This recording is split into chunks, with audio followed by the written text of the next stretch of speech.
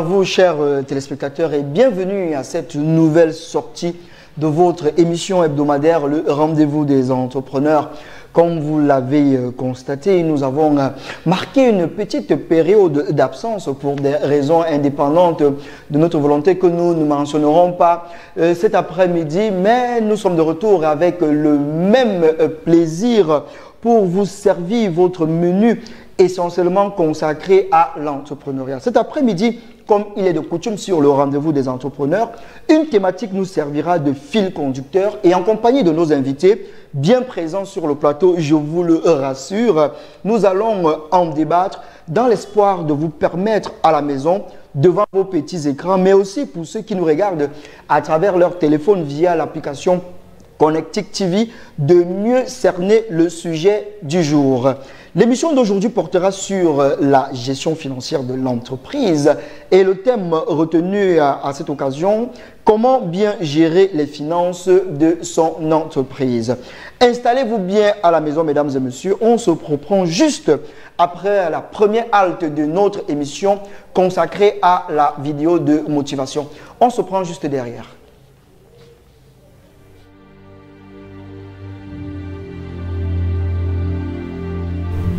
Persévérer. L'une des choses les plus importantes pour réaliser vos rêves. Beaucoup de ceux qui n'ont pas pu atteindre leur objectif est parfois dû au manque de persévérance. Peu importe la nature de votre rêve, vous serez amené un jour à persévérer pour pouvoir le réaliser. Tous ceux qui ont réalisé leurs rêves ont dû persévérer. Tous. Les rêves prennent du temps à être réalisés. Pourquoi? Pour voir si c'est vraiment le rêve que vous souhaitez. Si vous n'allez pas changer d'avis au bout d'un moment car finalement il ne vous plaît pas tant que ça. Voir jusqu'où vous êtes prêt à aller pour accomplir ce rêve. C'est pour cette raison que vous devez trouver quelque chose qui vous plaît vraiment. Plus vous trouvez quelque chose qui vous passionne, plus vous serez à même de vous battre pour ce rêve. Vous allez vivre énormément de choses pendant l'accomplissement de votre rêve. Vous allez rencontrer des gens, apprendre, voyager. Vous vivrez des hauts et des bas et c'est surtout dans les mauvais moments que vous allez devoir vous battre. C'est facile de progresser et d'avancer pour réaliser ses rêves quand tout va bien, quand tout se passe comme vous le souhaitez. En accomplissant ce rêve, vous allez devenir une nouvelle personne. Là où vous allez évoluer, vous allez devoir montrer votre volonté, votre courage et votre adversité face aux échecs, face à la douleur, c'est dans les mauvais moments. C'est à ce moment-là que vous allez devoir montrer qui vous êtes, montrer de quoi vous êtes capable. Comme je l'ai déjà dit, tous ces obstacles ne sont pas faits pour vous détruire, mais pour vous faire progresser, faire ressortir tous les talents que vous avez en vous. Si vous êtes prêt à vous battre pour votre rêve et à donner tous les moyens de le réaliser, qui a le droit de vous en empêcher? Personne. Restez humble dans vos actions. Vous n'avez pas besoin d'écraser vos adversaires pour réussir. Vous aurez plus de mérite et vous serez plus fier de vous si vous restez digne et humble envers les autres. Pour certains, vous êtes là à vous trouver des excuses pour ne pas réaliser vos rêves, à vous dire « je n'y arriverai jamais, je ne suis sûrement pas fait pour ça » ou « je ne le mérite pas ». Mais ce sont les perdants qui trouvent ce genre d'excuses. Vous pouvez continuer de vous plaindre que la vie n'a jamais été de votre côté. Vous pouvez continuer de ne pas vouloir changer et d'être la personne que vous n'êtes pas réellement au fond de vous. Mais tant que vous serez sur ce chemin, vous ne serez jamais réellement heureux. Vous devez prendre cette décision avec vous-même que peu importe les difficultés que vous traverserez, vous réussirez. Avant de voir la lumière, vous allez devoir passer par les ténèbres. Mais vous n'allez pas souffrir éternellement, ce n'est que temporaire. Repoussez vos limites, donnez toujours le meilleur de vous-même, passez-y des heures et des heures s'il le faut avant d'y arriver. D'autres personnes ont sûrement le même rêve que vous, mais si vous voulez que ce soit vous qui le réalisiez, vous allez devoir travailler plus que les autres, rester à la salle de sport plus longtemps que les autres. Vous devez vous battre pour ce centimètre, c'est ce centimètre qui fera toute la différence. Après avoir traversé tous ces échecs, toutes ces difficultés, vous savourerez plus votre victoire. Vous saurez par quelles difficultés vous êtes passé avant d'y arriver. Vous pouvez acheter beaucoup de choses dans la vie, mais la seule chose que vous ne pouvez pas payer, ce sont les rêves. Le secret de la réussite, c'est de croire en vous, croire en vos idées et donner le meilleur de vous-même chaque jour pour réaliser vos rêves. Retenez bien ceci. Il n'y a pas de victoire sans épreuve. Il n'y a pas de champion sans combat.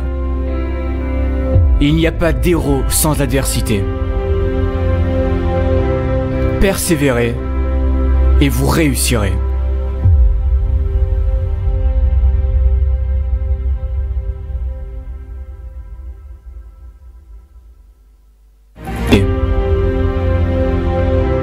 Persévérez et vous réussirez.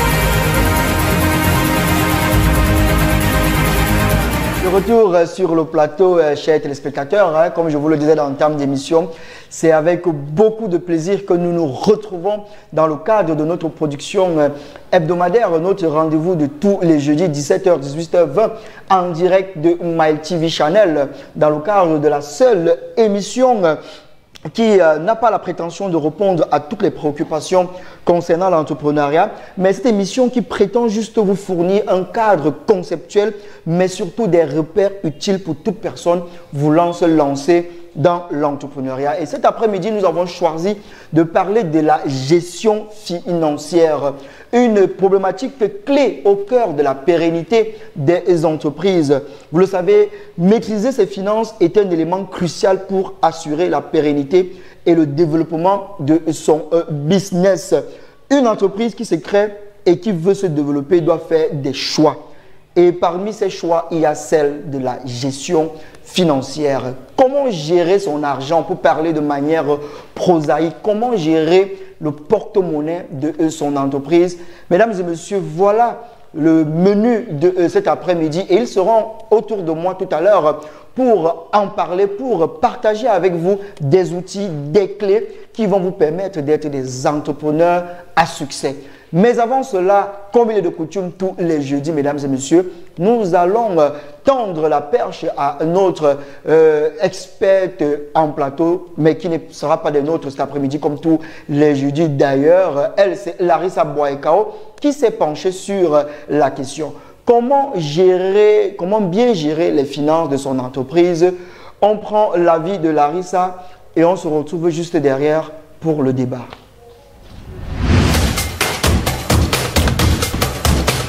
Bonjour à tous,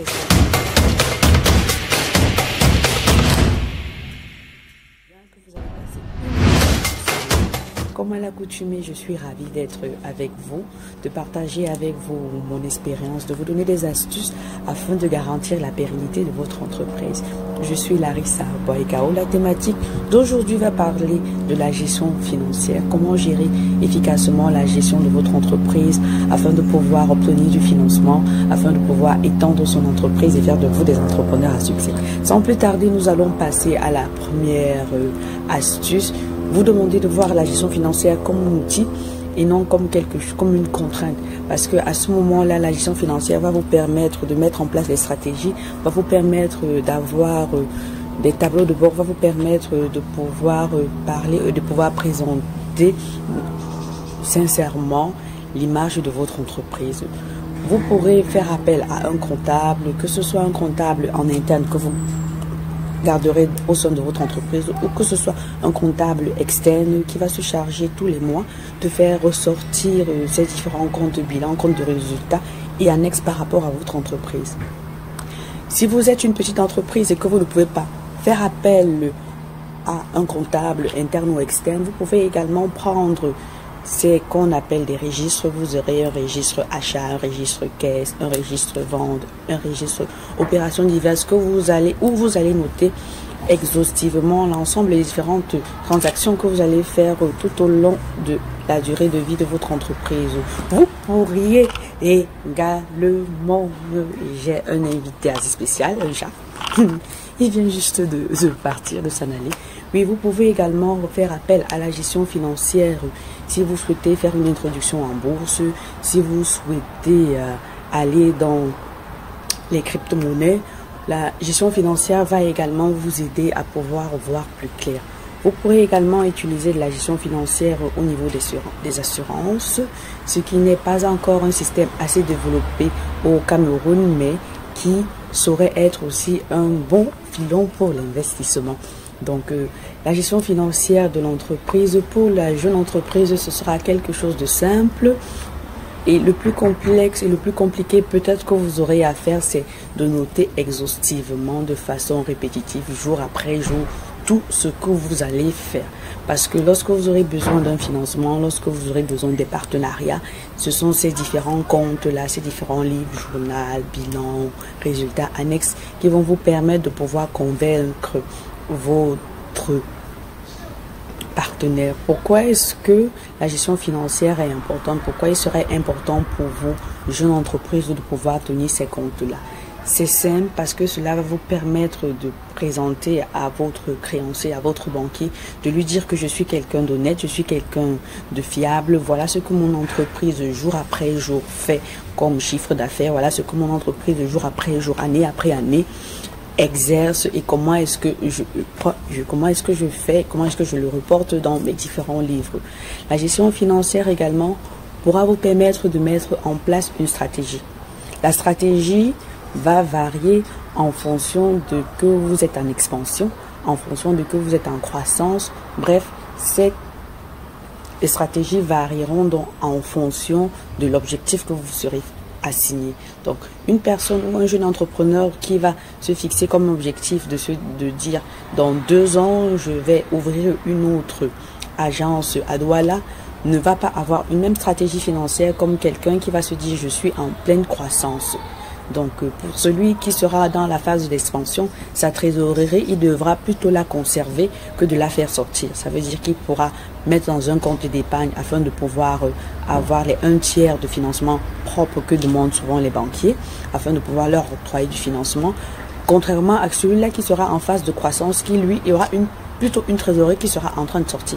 Parce que ça ne servirait à rien de garder son argent dans son compte en banque alors que l'on souhaite améliorer la visibilité de son entreprise. Il va plus se focaliser sur les publicités, il va se focaliser sur un marketing digital, parce que l'on sait que le marketing digital actuellement, c'est celui-là qui permet de se faire un maximum de vues, de pouvoir agrandir facilement la notoriété de l'entreprise. Donc à ce moment-là, les stratégies seront différentes. La gestion financière peut également participer à rachat de votre entreprise. Si vous êtes une petite entreprise et que ça va mal, si vous avez ces livres-là, si vous avez cette comptabilité que vous avez tenue au jour le jour, cela sera facile pour vous de pouvoir trouver un partenaire pour pouvoir vendre votre entreprise ou décider d'avoir un partenariat avec celui-ci. La gestion financière pourra également vous aider de pouvoir déterminer les qualités de propension de chaque partenaire. Ça veut dire que si c'est 100% de recherche de financement, peut-être vous pourrez vous lancer dans une stratégie 40-40-20. Ça veut dire que vous apporterez 40% du financement, le partenaire apportera 40% du financement et la banque apportera 20% du financement. Vous pourrez également décider de vous lancer, si vous êtes dans la phase de l'expansion, de vous lancer dans ce que moi j'appelle du 80-20. Ça veut dire que 80% de financement par emprunt bancaire et 20% de... Si le temps imparti pour vous parler n'est jamais suffisant, donc n'hésitez pas de nous écrire sur waikaolarissa@gmail.com ou de nous envoyer des messages sur ma page Instagram, sur ma page Facebook.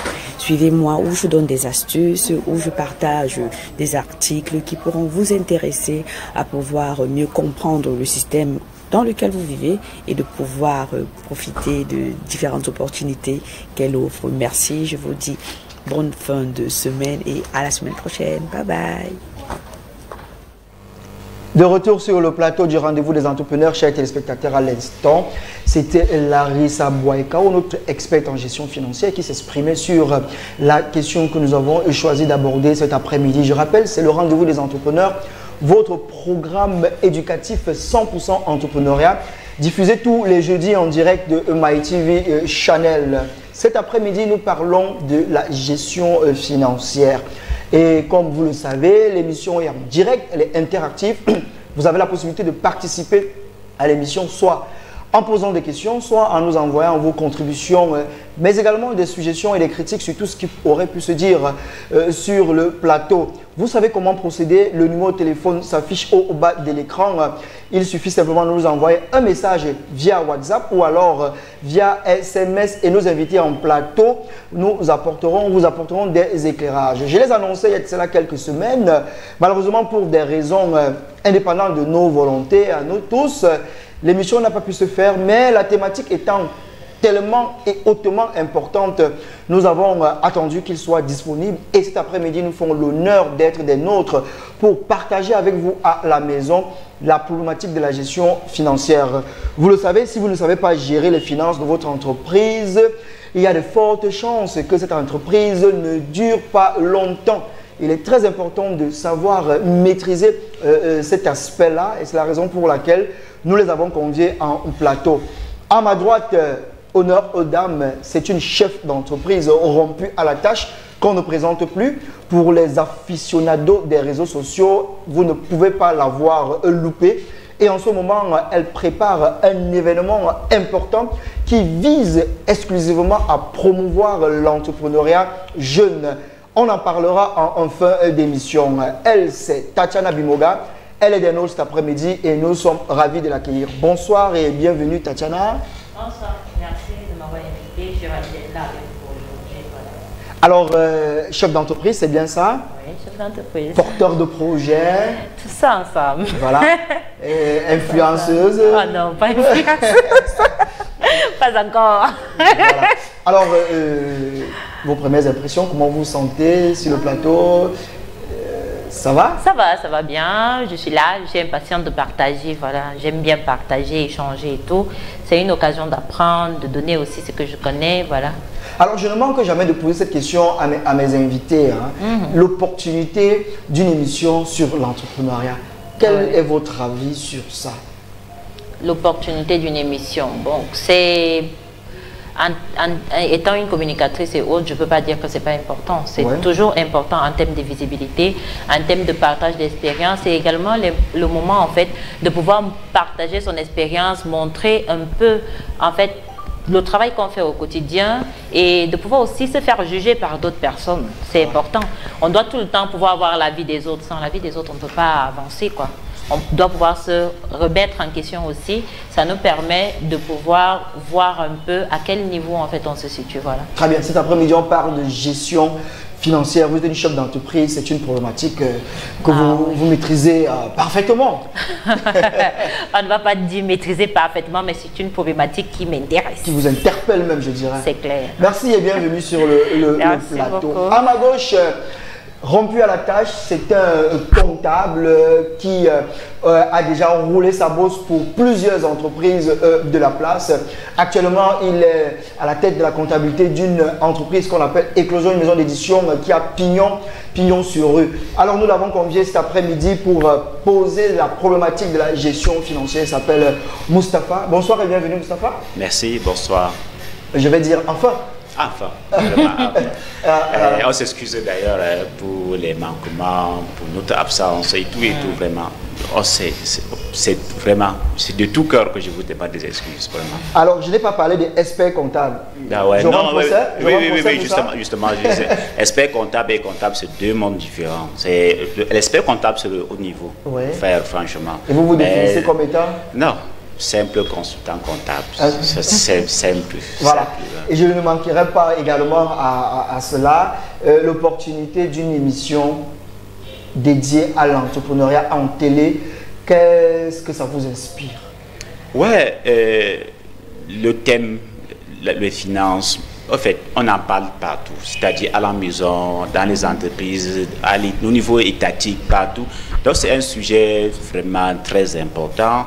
Et aussi, je dirais que les finances, quand on dit finances, c'est-à-dire ça a trait aussi au bien-être. C'est-à-dire que quand vous... Bon, je ne vais pas me lancer directement dans le sujet, mais néanmoins, quand on parle de finances... Est-ce que c'est important d'avoir une émission qui parle d'entrepreneuriat? Mais oui, éduquer déjà.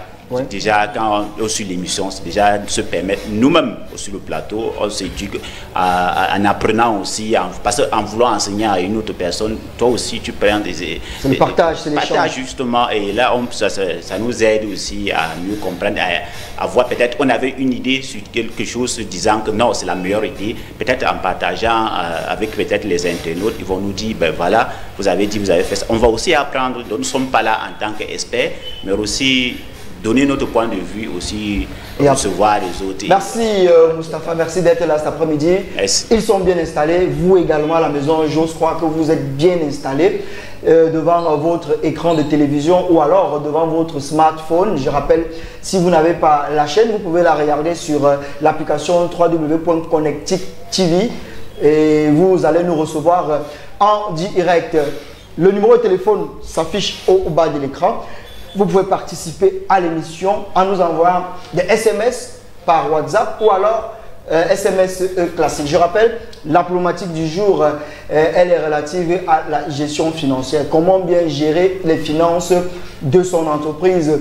Et cette thématique s'adresse à vous à la maison, qui est encore au stade de l'idée, qui est encore au niveau même du projet, mais également à ceux qui sont déjà porteurs de projets, qui sont déjà chefs d'entreprise. Beaucoup d'entreprises naissent au quotidien, mais beaucoup ne se pérennisent pas sur la durée. Et lorsqu'on essaye de chercher à savoir pourquoi les entreprises ont fermé, généralement 60-70% des cas, c'est lié à la gestion financière. Comment gérer son argent, comment dépenser, comment contrôler, comment économiser. Voilà quelques questions qui vont meubler les échanges pendant ces quelques minutes que nous allons avoir dans cette émission. Alors, tambour battant, nous allons rentrer de plein pied dans notre problématique et je vais commencer par notre comptable qui cet après-midi va arborer la casquette d'expert, même si il n'accepte pas ce qualificatif. Alors, commençons par le commencement, comme on dit au quartier,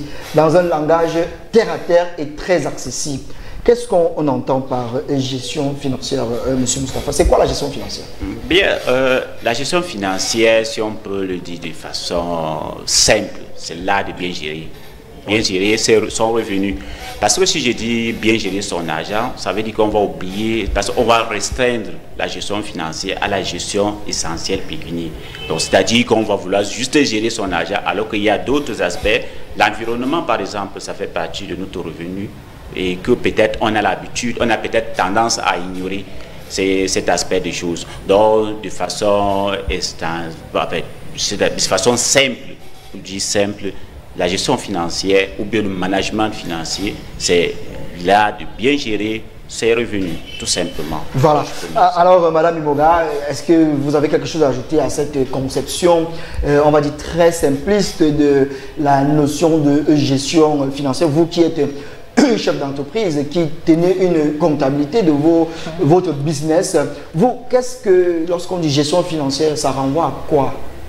Bon, en termes de gestion financière, la plupart du temps, on se dit que ça concerne juste de l'argent, notre argent, mais c'est pas totalement ça, parce que comme le comptable l'a dit, Monsieur Moustapha, désolé, Monsieur Moustapha, c'est très important de pouvoir prendre en compte l'argent, également les stocks, de prendre l'environnement et prendre même le personnel, tout ça en fait.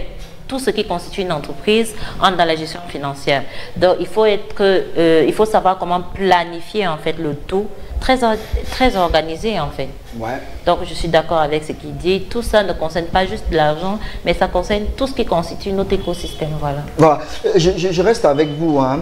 Vous avez bien sûr bien fait de mentionner toutes les dimensions qui vont dans le sens de la gestion financière, au-delà de l'aspect pécuniaire, l'argent. Ouais. Vous avez parlé des ressources humaines, vous avez parlé du personnel et tout ce qui va avec. Alors, c'est quoi, si on peut parler, l'importance de la gestion financière? Quelle est la place de la gestion financière tant dans l'entreprise que même le porteur de projet? Quelle est véritablement l'importance de la gestion financière?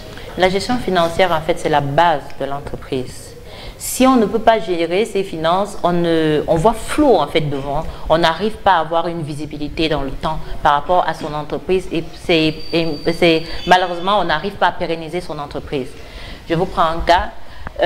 Si on n'arrive pas peut-être à planifier ses coûts, les charges, également les paiements, les échéances de règlement et autres, on ne peut pas gérer ces charges quotidiennes parce que nous avons des charges quotidiennes, nous avons également des charges d'investissement. En fait, il y a tellement de charges qu'il faut pouvoir canaliser tout cela et la gestion financière, elle est très importante. Vous pouvez avoir la meilleure idée, vous pouvez avoir le meilleur personnel, mais s'il n'y a pas d'argent, vous n'allez pas les payer et s'il n'y a pas de visibilité, en fait, vous ne les pas. Très bien dit. Alors, Monsieur Moustapha, là, je voudrais véritablement que c'est le comptable qui s'exprime. Alors, beaucoup créent les entreprises, beaucoup sont porteurs de projets, mais parfois ils négligent la dimension de la gestion financière ou alors on dit souvent ils gèrent l'entreprise comme s'ils géraient la boutique ou alors ils géraient leur foyer. Alors vous en tant que comptable, quelle est la place de la gestion financière dans la vitalité d'une entreprise? Ok, on a tendance à, comme vous avez dit, à négliger cet aspect. Mais celui qui néglige, au fait, un entrepreneur qui se permet de négliger cet aspect, vraiment ne sait pas où il va, ne sait pas ce qu'il fait. Parce que normalement, c'est la première, c'est une idée. Automatiquement, quand vous êtes entrepreneur, quand vous voulez investir, quand vous voulez, quel qu'en soit ce que vous voulez faire, la gestion financière est la première, est la base même de toute entreprise. Bon, maintenant, bon, je ne sais pas si je vais entrer dans les importances. Oui, on peut prendre, oui, l'importance. Oui, l'importance même de la gestion financière. La première des choses, c'est l'indépendance financière. Donc, votre indépendance dans ce système. C'est-à-dire que l'indépendance pour vous-même et pour votre environnement. Quand je dis environnement, c'est-à-dire la famille, le pays, c'est pas votre communauté, partout. Donc, si vous êtes déjà indépendant financièrement, si je peux le dire, normalement, vous allez peut-être venir en aide, peut-être à un membre de votre famille qui est en difficulté, peut-être, bon, disons même, oublions même la famille, pour vous-même. Comme on dit souvent, le monde est tellement capitaliste que chacun regarde d'abord son côté. On dit, si vous êtes indépendant, financièrement parlant, forcément, vos besoins, les besoins de votre famille, votre petite famille, vous allez pouvoir résoudre ces problèmes. Maintenant, peut-être pour votre entreprise, quand vous êtes indépendant, financièrement parlant, c'est-à-dire les banques, vous ne devez pas aux banques, des bailleurs de fonds, si on peut les généraliser. Vous n'allez pas, vous savez, on a toujours l'habitude de dire la main qui donne est celle qui gouverne. Donc, personne ne viendra vous dire faites ci, faites ça, faites ci. Donc, vous avez l'opportunité, vous pouvez gérer votre entreprise comme vous voulez, comme vous l'entendez, et vous allez prendre vos propres décisions. Donc, parce que c'est ça la finalité. Quand vous pouvez déjà décider de quoi, l'orientation de votre entreprise, quelle est la vocation que vous voulez donner à votre entreprise, ça passe par les finances. Parce que quelqu'un a dit, si vous voulez vraiment toucher quelqu'un, c'est comme le bijou de famille, comme on a l'habitude de dire, d'une entreprise, c'est comme le bijou de famille. À travers ça, on peut vous faire ce que vous ne voulez pas faire. C'est de façon simple. Donc c'est un peu ça. Et bien donc parmi l'importance, parmi les impacts, parce qu'il y en a tant, il y a l'indépendance financière, le bien-être, l'épanouissement pour nous-mêmes. Parce que je ne vais pas trop entrer dans les discussions, les détails, non. Mais pour nous-mêmes, parce que, comme j'ai dit, le monde étant capitaliste, on a tendance toujours à se dire le moi, le soi. On revient d'abord à nous et après, on dit que souvent la bonne charité commence par soi. Je vais rester avec vous après avoir planté le décor. Je pense que les téléspectateurs à la maison ont compris un peu à quoi renvoie la notion de gestion financière. Mais surtout, ils ont compris qu'il est important, il est même capital de bien maîtriser l'art de gérer ses finances. Maintenant, rentrons donc de plein pied dans le débat. Alors, vous, le comptable, quels sont les outils de gestion financière dont vous avez besoin? Quels sont les outils que vous utilisez pour organiser la gestion financière des entreprises dont vous avez la charge? Quels sont les outils les plus importants? Parce que je crois qu'il y en a tellement d'outils. Oui, pour parler d'outils, en tant que comptable, en tant que gestionnaire que je suis, personnellement, si ce n'est pas mon entreprise, parce que je suis, comme je vous ai dit, je suis consultant, donc je travaille dans plusieurs entreprises, je peux faire des prestations. Donc, si ce n'est pas mon entreprise, j'ai d'abord le tableau de bord. Généralement, chez nous, on appelle le tableau de bord. C'est-à-dire, ça vous permet de planifier, de contrôler, de pouvoir prendre des décisions par rapport à par rapport. C'est-à-dire, quand je dis par rapport, c'est-à-dire que quel qu'en soit ce que vous voulez faire, vous budgétisez, comme on dit souvent. Bon, ce tableau de bord, c'est quoi? C'est un outil? C'est quoi? C'est sur un papier? C'est dans une machine? C'est quoi le tableau de bord? Oui, bon. Matériellement parlant, c'est quoi le tableau? Matériellement parlant, ça dépend de votre support. Vous pouvez le faire en machine, vous pouvez faire, même dans certaines entreprises, vous allez entrer, il y a tout un mur qu'on a dit, peut-être pour cette semaine, voilà les objectifs, voilà les budgets, voilà. Donc tout est budgétisé d'avance. On appelle ça les comptes prévisions, les prévisions. C'est-à-dire qu'on sait que peut-être pour cette semaine, si c'est une entreprise de production, supposons, qui va peut-être acheter, qui va pouvoir vendre, donc on essaye un peu de lister, de pouvoir budgétiser, quelle qu'en soit la nature de la charge. Parce que comme je disais tout à l'heure, peut-être celui qui veut peut-être venir en aide à un membre de sa famille, supposons, nous sommes en Afrique, ce sont des charges qui les réalités. Les imprévus. Ouais. Parce que ceux qui sont prévus, on les a déjà budgétisés. Merci.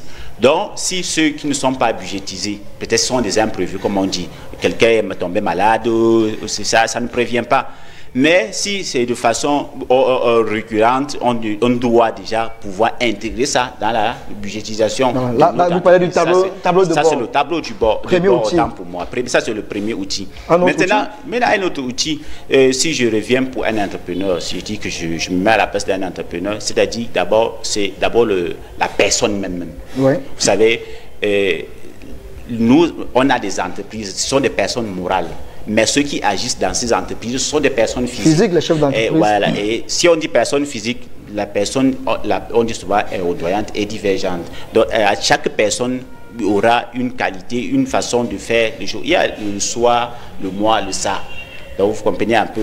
Donc, ça veut dire que pour une entreprise à lambda, pour une autre, la gestion sera différente. Donc, il n'y a pas de gestion standard pour dire qu'on dit ça, les baguettes magiques, pour dire que voilà, telle théorie. Mais il y a quand même quelques petites similitudes entre toutes ces entreprises ou bien toute cette façon de gérer. Donc, grosso modo, on peut dire qu'il y a le tableau de bord. Que ce soit chez le gestionnaire, que ce soit chez le chef d'entreprise, il lui faut un tableau de bord. Le tableau de bord vous permet de budgétiser, de contrôler ce que vous avez fait et de s'en tenir à ce que vous avez fait. Très bien. De s'en tenir, c'est très important.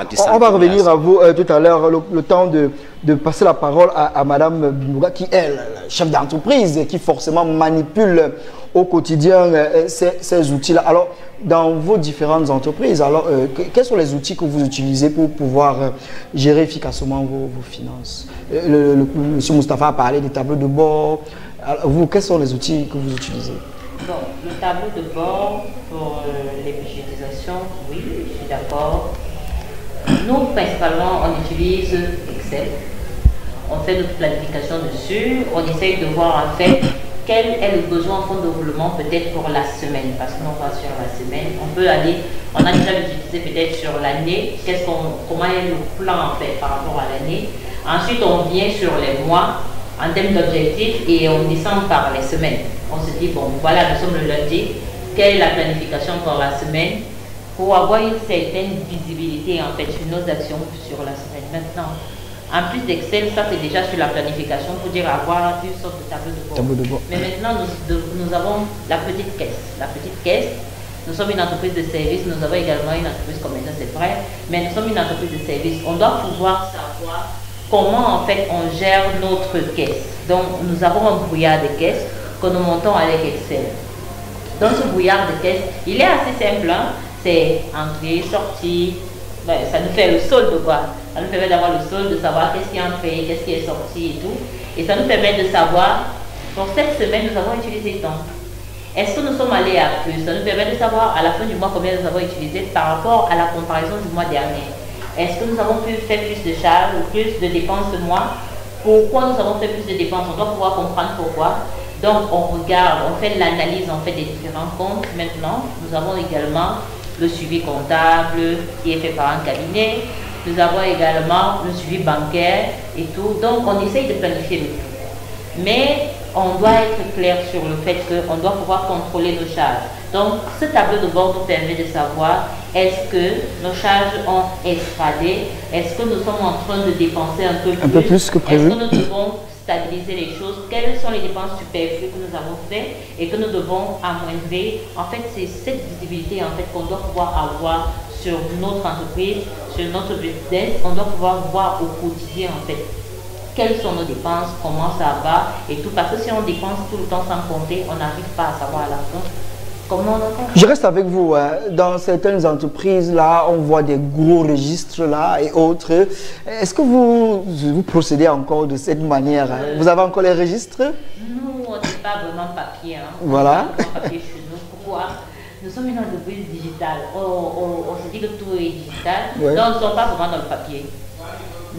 Tout se fait de façon soit par Excel. On a l'autre cabinet qui lui gère avec le stage, Sari et tout. Ouais. Donc, on n'est pas sur le papier de dire on trace, on dit bon voilà. Mais c'est possible aussi de pouvoir se dire qu'à la fin de la journée, la personne qui gère la caisse peut noter les dépenses et les remettre directement sur le fichier Excel. Parce que moi, je ne vais pas aller regarder le registre. Ouais. Ce que j'attends, c'est d'avoir le brouillard de caisse et de savoir qu'est-ce qui a été fait, comment c'est descendu et tout, et de demander à la personne, mais il faut justifier ça, pourquoi c'est sorti, ça, pourquoi ça et tout, voilà. Je voulais un peu revenir, hein, j'insiste sur cette affaire des registres-là. Vous, en tant que comptable, est-ce que le registre a encore sa place? C'est vrai, nous sommes à l'ère du digital, on doit tout numériser, on doit tout digitaliser, mais à votre avis, est-ce que le papier a encore sa pertinence? Je veux répondre par, on sait toujours que c'est la vieille marmite qui fait toujours la bonne sauce. Oui. Bon, pour dire que, on a l'habitude de dire, le papier est très important. Ouais. Très, très important, parce que ça nous permet, on dit souvent les paroles s'envoient, les écrits restent.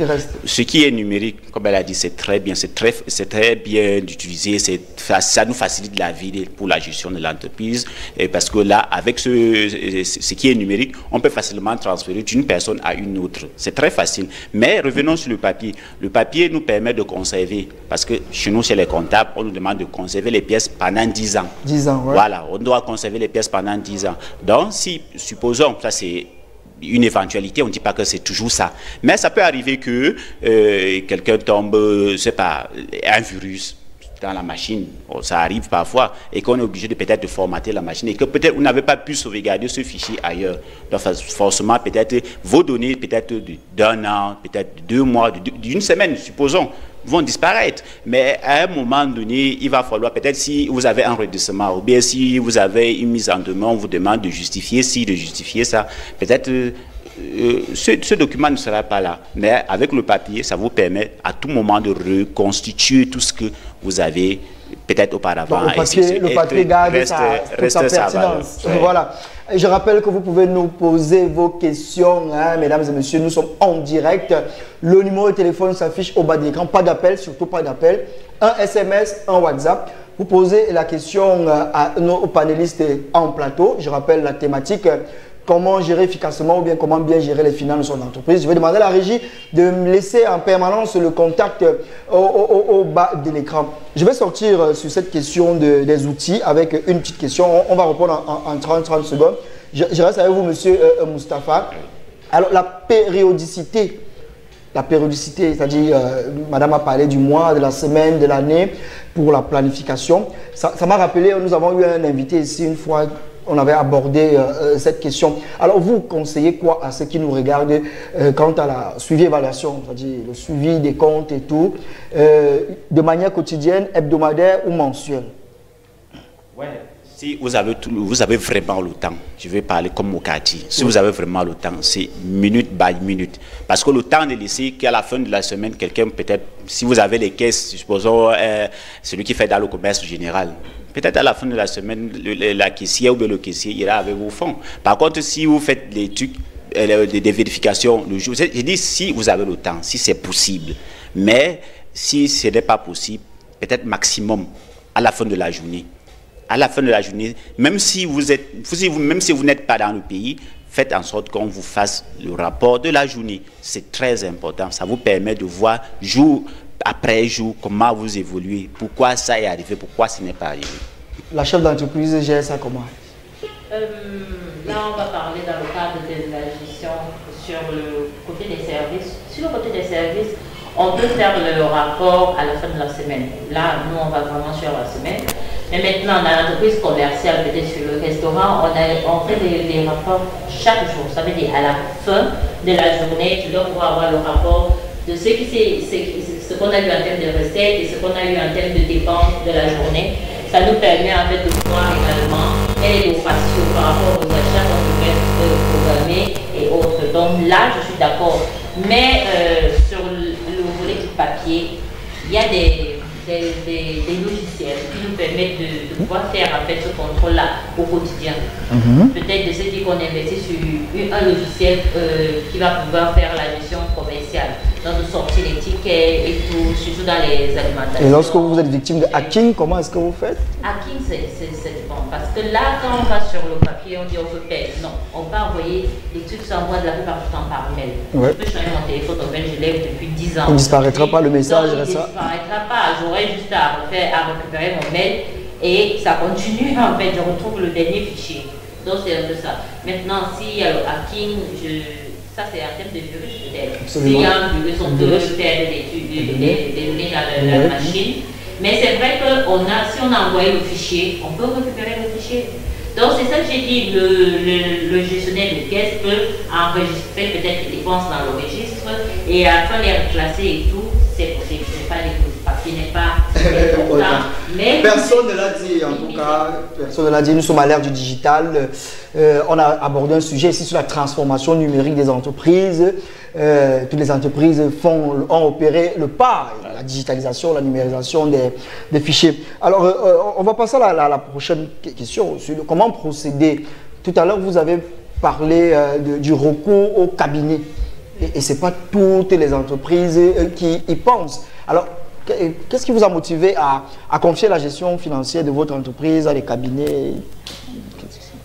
Ok, premièrement, j'ai fait comptabilité et fiscalité moi-même. Très bien. Donc, je me suis formée dessus. Je sais exactement comment on gère la fiscalité et la comptabilité. Mais en tant qu'entreprise, on doit pouvoir comprendre qu'aller gérer soi-même sa comptabilité, à certains moments, on a l'impression d'économiser, mais pourtant, on peut perdre un peu plus. On perd en temps, on perd en énergie et on perd en argent. Alors, prendre un intermédiaire, ça nous facilite le travail.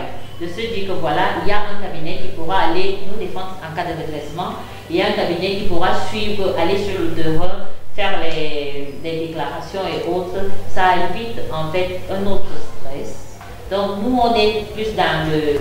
On décentralise en fait. On décentralise la gestion. Ça veut dire, s'il faut gérer sur le fisc, la comptabilité, on décentralise. S'il faut gérer sur ça, on décentralise. Voilà ce que nous on fait. Très bien. Donc vous êtes dans une gestion moderne et professionnelle, gestion administrative, gestion humaine et tout ça. Alors, ce n'est pas le comptable ou alors le consultant qui dira le contraire. Je pense que c'est une bonne démarche. Oui, du tout. De confier à des professionnels comme vous la gestion, pourtant elle-même à la formation requise et les qualités. Oui, c'est plus avantageux parce que là, pour elle-même d'ailleurs, pour son entreprise, parce que quand on lui envoie par exemple à la fin de l'année, supposons, les comptes prévisionnels, la balance, le bilan, tout ce qu'il faut, elle pourra aussi mieux, elle n'aura peut-être pas besoin trop de l'avis de l'expert pour pouvoir analyser, comprendre pourquoi si, pourquoi ça, parce que la comptabilité analytique fait partie de ces outils qui nous permettent d'aller au plus profond de chaque charge, savoir pourquoi ça est arrivé, pourquoi, le pourquoi de toutes les choses. On pourra répondre peut-être avec la comptabilité analytique, ça fait partie. Donc, confier à ça, elle a parlé du stress, peut-être le temps. Il y a beaucoup d'autres choses qui entrent en jeu, donc ça permet à l'entrepreneur qui n'a pas assez de temps, n'a pas toujours assez de temps, de pouvoir s'occuper à d'autres choses et laisser ce côté, pas négliger, mais laisser ce côté décentralisé, comme elle a dit, pour qu'une autre personne puisse s'en occuper et qu'il puisse s'occuper pour autre chose. Qu'est-ce qui explique donc que certaines entreprises ne fassent pas recours à des cabinets, à des experts comme vous, préfèrent faire une gestion personnelle de leur entreprise? Est-ce que c'est un problème de moyens? Est-ce que c'est un problème, je ne sais pas quoi, stratégique, ou alors c'est que vous êtes très cher, vous n'êtes pas très accessible? C'est quoi le problème? Parce que c'est un constat, c'est un fait. Oui, c'est un constat. Je dirais, parfois, ce n'est pas ignorance. Ouais. Je peux le dire, excusez le terme, mais parfois, ce n'est pas ignorance. On se dit, quand on va aller confier, parfois, il y a même j'oubliais, ce n'est pas toujours par ignorance, mais c'est pas la peur. On se dit que peut-être, lui, il est qui pour gérer mon argent? Il est qui? Pourtant, le comptable ne gère pas votre argent. Il est juste là pour contrôler si telle chose est entrée. Voilà, il vous devez faire un rapport à la fin. peut-être du mois, à la fin de la semaine, en fait, ça dépendra. Il ne touche pas à votre argent. Il ne touche pas à votre argent. C'est ça le problème. Parfois, l'entrepreneur se dit, un comptable, c'est là pour me contrôler, pour aller dire. Il y a aussi que, bon, il y a certains comptables qui le font. Peut-être, il est là, après, il vous envoie le fisc. Et le fisc arrive, ils s'entendent entre eux, ils font comme ils font. Mais bon, ce n'est pas une bonne pratique. Dans la déontologie, des pratiques des comptables, c'est strictement interdit. Donc, si vous avez ce genre de choses et qui savait que le comptable est de mèche, vraiment, vous allez le poursuivre. Le dernier aspect de ma question, est-ce que ce n'est pas parce que vous êtes peut-être pas très accessible financièrement parlant? Et peut-être vous allez penser que j'ai évité le sujet, mais je n'ai pas évité le sujet. Les prix sont à tous les niveaux, c'est-à-dire que quand vous arrivez, vous allez dire à votre comptable, voilà, j'ai besoin de ci, j'ai besoin de ça. Peut-être vous pouvez dire, j'ai besoin juste d'un bilan. À la fin de l'année, je viens avec mes factures, avec tout, je vous donne, peut-être vous me remontez mes écritures, ou bien vous allez me suivre au jour le jour, vous allez aller me défendre. Ça va dépendre de vos clauses. Vous allez me défendre devant le fisc, vous allez peut-être faire mes déclarations, en fonction de ça, on pourra se décider. Donc, on ne peut pas dire d'emblée, allez, j'invite tous les entrepreneurs à aller voir les cabinets, recruter un comptable pour vous. C'est bien à la maison et vous allez pouvoir vous Madame Bimoga, vous avez confié la gestion de vos finances à des entreprises, peut-être parce que votre entreprise, ça tourne, peut-être parce que vous avez beaucoup de moyens. C'est pas, ou alors c'est vraiment pour les raisons que vous avez évoquées plus tôt? Non, c'est pour les raisons que j'ai évoquées. C'est déjà d'économiser en énergie, en temps et également en stress. En fait, la question c'était de savoir, vous, peut-être vous avez compris cela. Alors pour vous, qu'est-ce qui peut expliquer que vos confrères ou vos consoeurs dans le domaine sont encore réticents à le faire? Parce qu'on voit des grandes entreprises qui ont ce problème de gestion financière parce qu'ils font des gestions familiales. Et après, ils sont confrontés à plein de choses. À votre avis, qu'est-ce qui peut expliquer ça? Bon, peut-être, on va dire, c'est également le manque d'informations. Parce qu'en dehors des cabinets, il y a des CGA. Tous les jeunes, les centres de gestion agréés. Voilà, ils aident également les jeunes entrepreneurs à suivre leur comptabilité, à déclarer, à faire des bilans. En fait, à pouvoir réglementer ce côté-là. Donc, il faut avoir l'information et savoir en fait, parce qu'on se dit que quand on prend un cabinet, il va nous demander beaucoup d'argent, il va prendre et tout. Non, parfois c'est moins coûteux en fait. Moi, j'ai travaillé en tant que comptable dans d'autres entreprises avant d'avoir mon entreprise et je vous rassure, c'était difficile de suivre tout ça sur le terrain. Il faut tout le temps aller aux impôts, il faut marcher, il faut faire tout ça. Donc, moi, je me suis dit, c'est bien de décentraliser. Ça permet également de pouvoir causer avec son comptable, de lui dire, voilà ce que nous on prévoit de faire pour l'année, comment est-ce qu'on devrait faire et tout ça. Ça permet d'avoir une autre personne en fait qui nous conseille sur le volet. Et c'est toujours important pour ne pas tomber dans certains pièges aussi. Voilà. Il nous reste exactement 5 minutes, mesdames et messieurs, pour recevoir vos questions. Continuez à nous les faire parvenir. Tout à l'heure, nous allons ouvrir l'antenne et les invités sur le plateau pourront répondre à ces différentes questions. Je rappelle, nous parlons de gestion financière pour tous ceux-là qui veulent se lancer dans l'entrepreneuriat. Pour ceux qui sont même déjà dans l'entrepreneuriat, il est important de savoir comment gérer les ressources financières de son entreprise. Mais comment donc procéder? C'est ce que nous essayons c'est ce que nous discutons depuis pratiquement 1 heure en plateau avec nos 2 invités en plateau, monsieur Moustapha, comptable, et madame Tatiana Bimoga, chef d'entreprise. On vous donne encore 5 minutes pour nous envoyer vos questions avant de passer à la prochaine rubrique. Je reste avec madame Bimoga. Alors, quels sont les pièges à éviter? Je suppose qu'il doit avoir beaucoup de pièges. Tout à l'heure, le comptable parlait d'une pratique qu'il a condamnée très vite lui-même. Alors, vous qui au quotidien, forcément, tout n'est pas toujours rose. Les relations entre chefs d'entreprise et cabinet, comptable et tout ça, ce n'est pas... Vous ne tissez pas toujours le parfait amour. En termes de tisser le parfait amour, je ne sais pas si on va dire ça comme ça. Moi, peut-être du fait d'avoir fait une comptabilité et fiscalité également, il y a des moments où je suis très chaude là, voilà, bon, ça, c'est un peu ça. Donc, de temps en temps, avec mon comptable, ça peut chauffer de temps en temps, de lui dire, mais non, c'est pas ce que tu devrais faire parce que je sais, c'est pas comme ça qu'on fait. Ça chauffe souvent sur quel sujet, par exemple?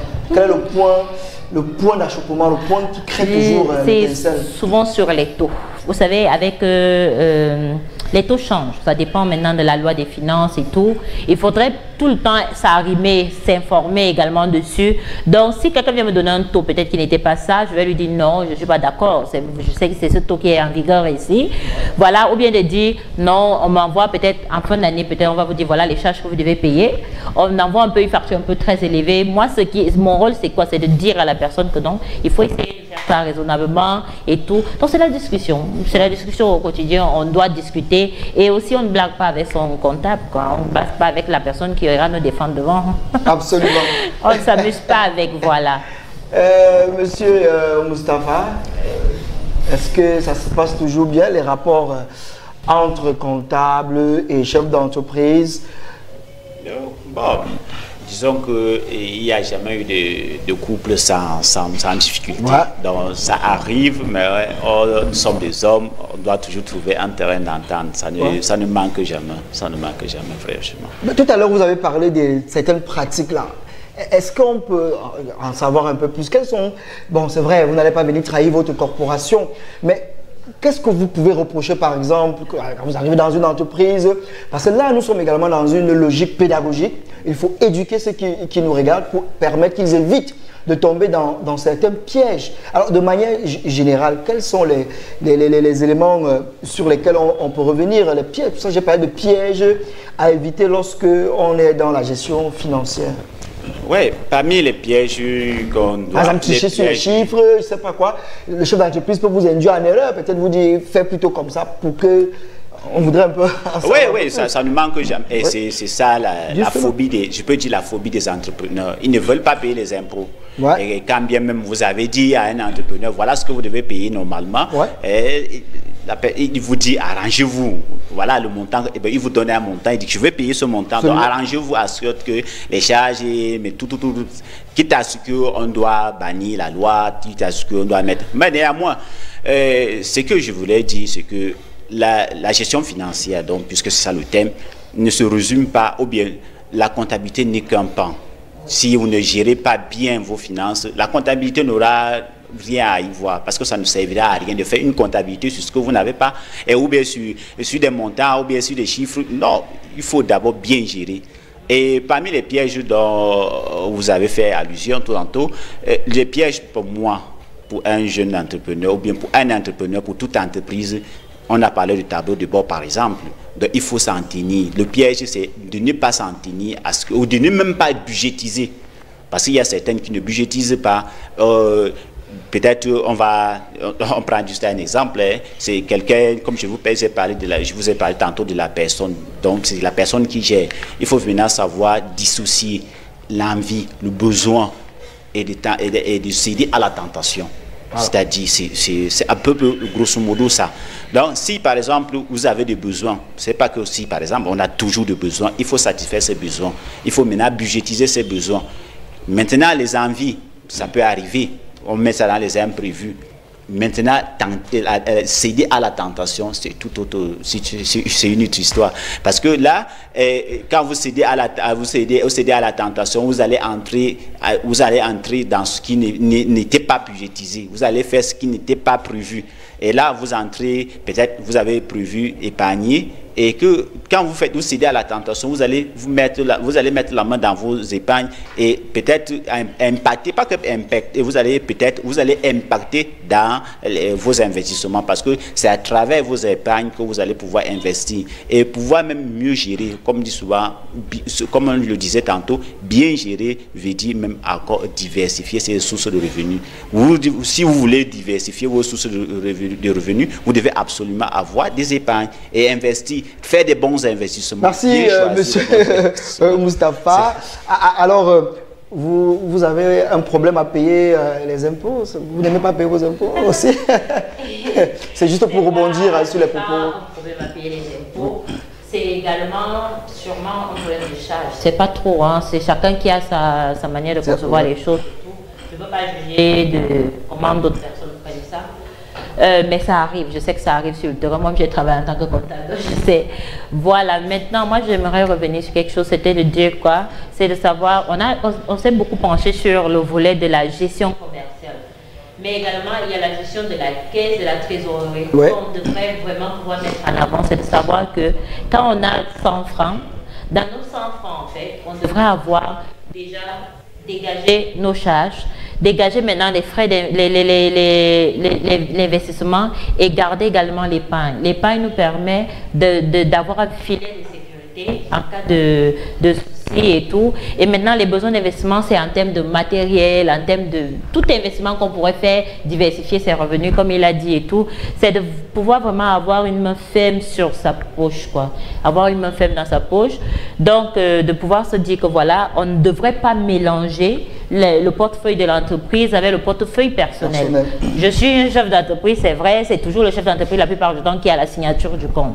Donc, il ne faudrait pas que parce que j'ai envie d'avoir une grosse voiture, je tombe l'entreprise, bon, j'aille prendre peut-être de dire, voilà, quelque chose comme ça. Si on avait 100 francs, je prends même 80 francs et je dis, bon, voilà, c'est parce que je veux me faire plaisir et tout. Donc, il faut essayer de savoir dissocier ça. Tout entrepreneur doit pouvoir budgétiser ses charges salariales, pouvoir lui-même se considérer comme un employé en fait dans sa propre entreprise. Ça permet de se dire que voilà, on n'est pas propriétaire de cet argent et que cet argent également appartient à nos charges et tout. Si on a cette planification, cette conscience-là, je pense que ça peut aller. Merci infiniment, Madame Tatiana Biwoga. Vous maîtrisez véritablement le sujet et c'est avec beaucoup de joie. On ne regrette pas d'avoir porté notre choix sur nos deux invités sur le plateau. J'espère que vous également à la maison, vous passez un très bon moment en notre compagnie. Il nous reste exactement 23 minutes avant la fin de notre émission. Je rappelle, en dernière partie d'émission, nous allons revenir sur l'actualité de notre invité, chef entrepreneur Tatiana Biwoga, je le disais. Elle prépare en ce moment un gros événement. Elle nous en parlera tout à l'heure. C'est l'occasion pour nous, sans transition, de prendre ces quelques questions que nous avons pu recevoir en direct. Et juste après, nous allons passer à la phase de notre invité. Alors, nous avons cette question qui nous arrive et ça rejoint ce que vous disiez à l'instant. Bonsoir à vous en plateau. Comment la dame fait pour gérer, faire la part des choses entre ses finances personnelles et les finances de l'entreprise? Comment elle fait? Je sers le cœur fort. C'est ce que je fais. Voilà. Vous serrez le cœur fort. Bien sûr. On doit pouvoir avoir une discipline personnelle. Ouais. La discipline personnelle, de se dire que voilà, on a des charges et les charges de l'entreprise. Donc, ce qu'on fait, c'est quoi? C'est que je me considère comme un employé, je budgétise moi-même mon salaire et je m'assure à ce que je m'en tienne à mon salaire. Voilà. Ça veut dire même s'il y a quoi à la maison, je dois pouvoir tenir sur la base salariale que j'ai. Voilà. On reste sur la question, M. Moustapha. Ça vous est arrivé de faire un reproche sûrement à l'une des chefs d'entreprise avec laquelle vous travaillez, par exemple, lorsque vous avez constaté que le porte-monnaie de la maison et le porte-monnaie de l'entreprise avaient des relations très incestueuses? Ouais, là, c'est la maladie, si on peut dire, la maladie de certaines, pour ne pas dire. Comme elle est là sur le plateau, elle a fait l'exception. Ouais. Parce que comme elle a dit, c'est pas facile, mais il faut. C'est une obligation, je vous assure, c'est une obligation. Vous devez et vous devez. C'est même pas, c'est comme une condition sine qua non. Vous devez absolument dissocier votre portefeuille, si ça peut vous aider, votre portefeuille du portefeuille de l'entreprise. Mais quelle est l'astuce que vous pouvez conseiller, donc vous en tant que comptable? C'est pas évident, c'est-à-dire, on est chef d'entreprise, on a une entrée d'1 million et dans la nuit, il faut évacuer l'enfant ou bien le mari. Quelles sont les astuces pour pouvoir ne pas succomber à la tentation? Parce qu'il faut dire, c'est pas facile de serrer le cœur comme Mme Biwoga l'a dit. Je pense qu'après, elle va nous donner le secret. Oui, comme elle a tantôt dit, parmi les solutions, il faut absolument se considérer comme employé dans l'entreprise et s'en tenir à ça. Quand on dit s'en tenir à ça, c'est-à-dire si vous avez budgétisé pour vous, votre salaire, c'est 200 000, c'est 250 000, c'est 100 000 francs. Vivez sur la base de ces 100 000 francs. Vivez sur la base de ces 50 000 francs. Vivez sur la base de ces 250 000 francs. N'allez pas au-delà. Maintenant, comme on l'a dit tantôt, nous sommes en Afrique. Il y a un cas de force majeure. Il y a un cas de force majeure. Vous revenez, vous comportez maintenant comme celui qui est prêteur. Vous prêtez de l'argent. Ouais. C'est-à-dire que l'entreprise, votre propre argent, vous devez absolument faire, je ne sais pas comment vous allez faire, mais vous devez restituer cet argent. Ça, c'est le leitmotiv Vous devez absolument faire avoir ce genre de conception de la chose. Merci. Ça serait mieux pour vous. Une autre question. Bonsoir à vous en plateau. Quelles sont les étapes pour bien réussir ou gérer les finances de son entreprise? Je pense que c'est de ça qu'on parle depuis le début. Mais bon, les téléspectateurs sont rois. En quelques mots, des étapes. Quelles sont les étapes? La première étape, comme on peut le dire, si c'est pour vous, pour une entreprise, c'est de budgétiser, de contrôler ce que vous avez budgétisé et de vous en tenir à ça. Après, vous pouvez maintenant faire tout le reste, c'est-à-dire épargner, investir, parce que vous devez d'abord vous en tenir à ça et pouvoir éponger les autres. Si vous n'avez pas pu faire ça, vous ne pouvez pas faire les épargnes, vous ne pouvez pas investir. Donc, absolument, il faut budgétiser, il faut planifier, il faut aller au détail, dans les détails près des charges, donc faire les charges, savoir les charges fixes, les charges variables. Nous sommes à l'ère de la mondialisation, tout change.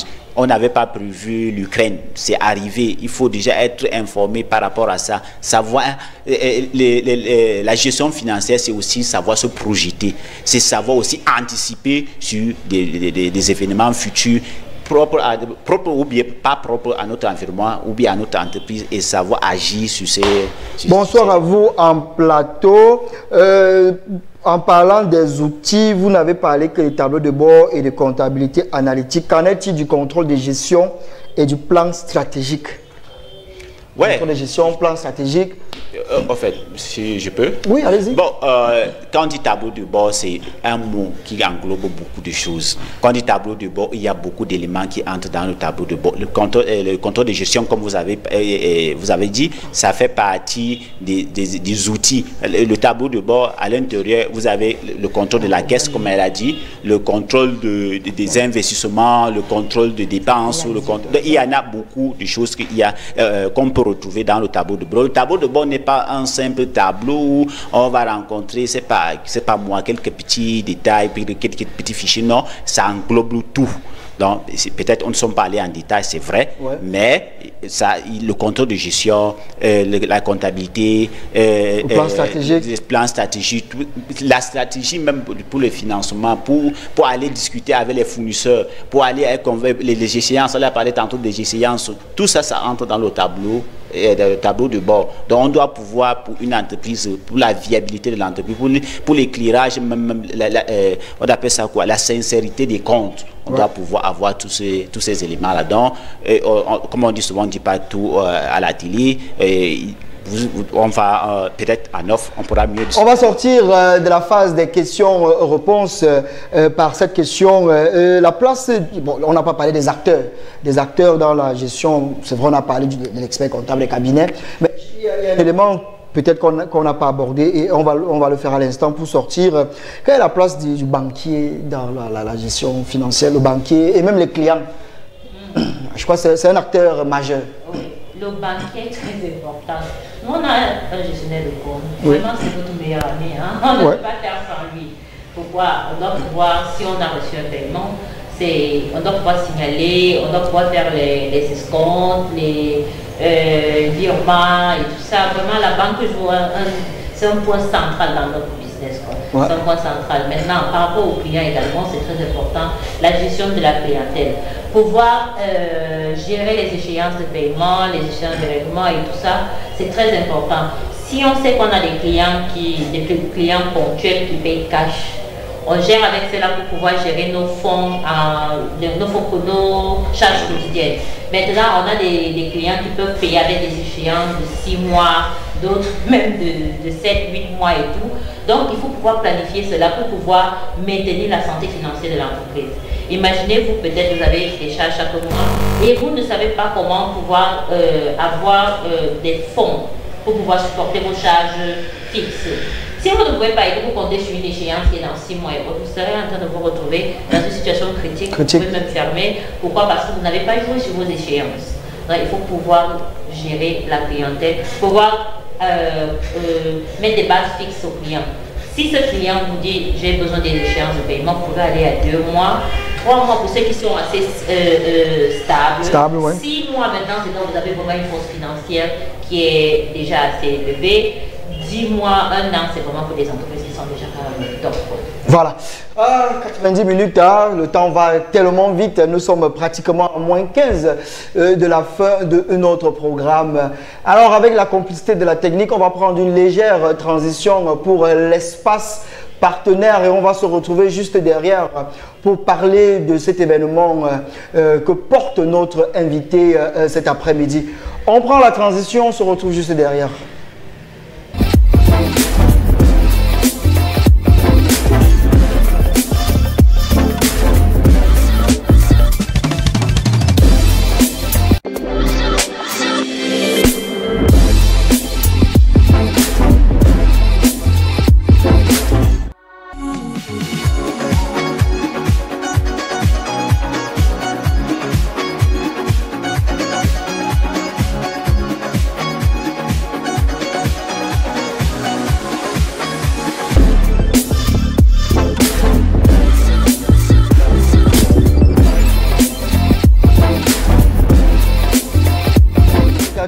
Nous sommes de retour sur le plateau, c'est le rendez-vous des entrepreneurs.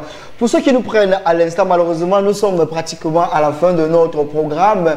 Mais si vous avez raté, parce que vous venez d'arriver, ce n'est pas trop grave car vous aurez la rediffusion de cette émission samedi prochain lorsqu'il sera 17 h.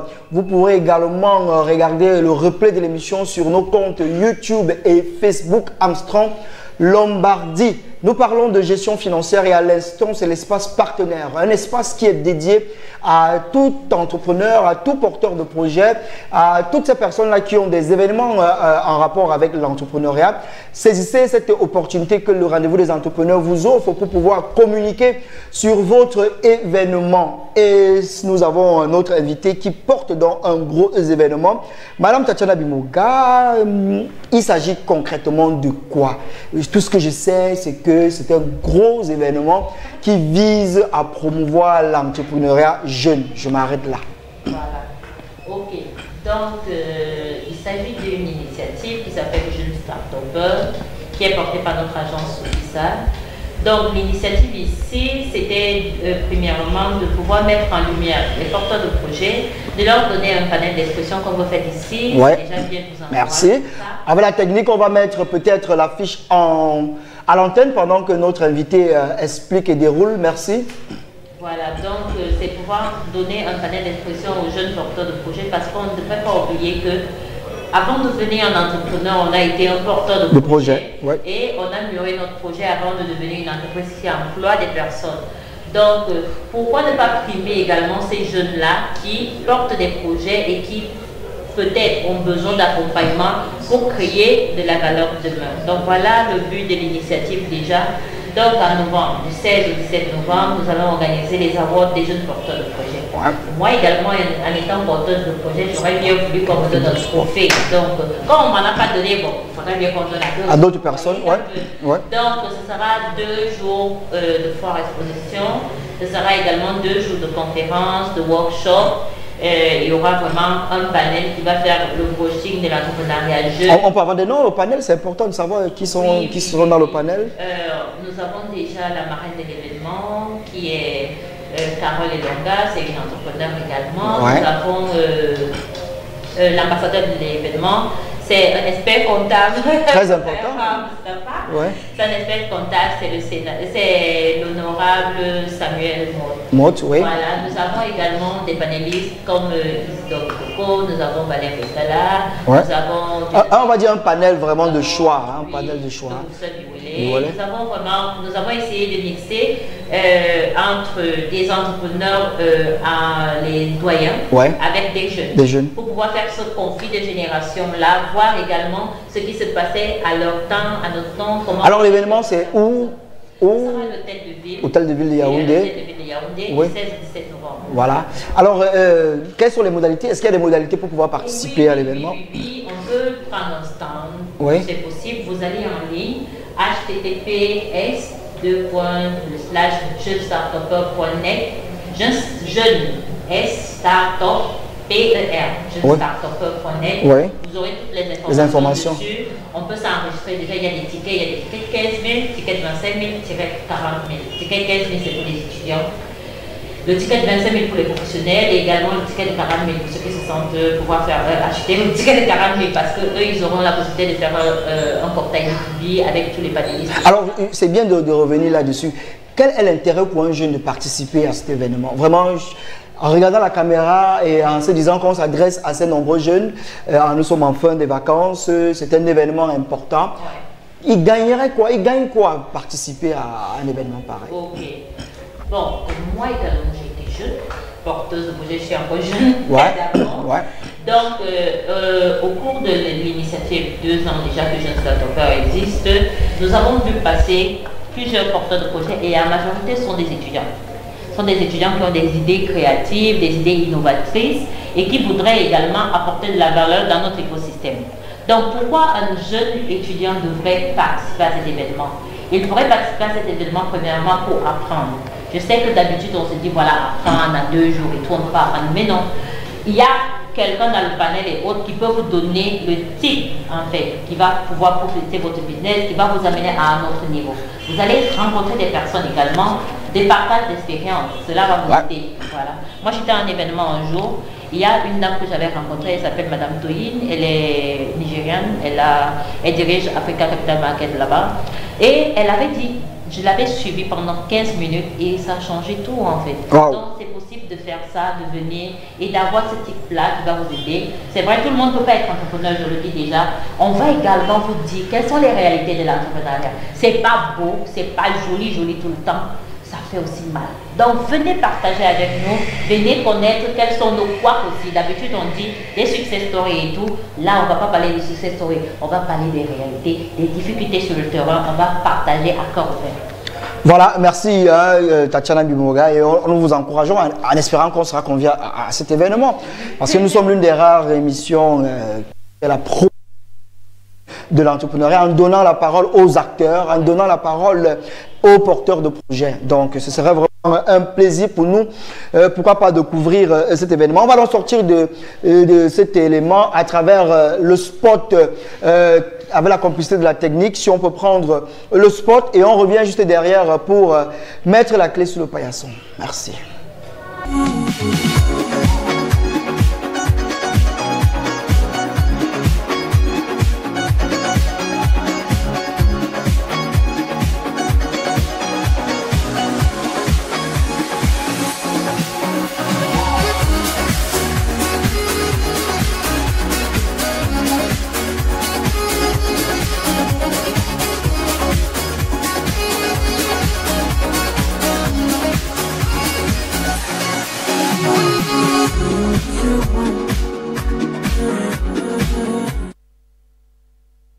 Voilà, je pense que vous avez toutes les informations concernant ce gros événement et nous vous invitons à participer à cet événement, mesdames et messieurs, parce que nous sommes à l'ère de l'entrepreneuriat.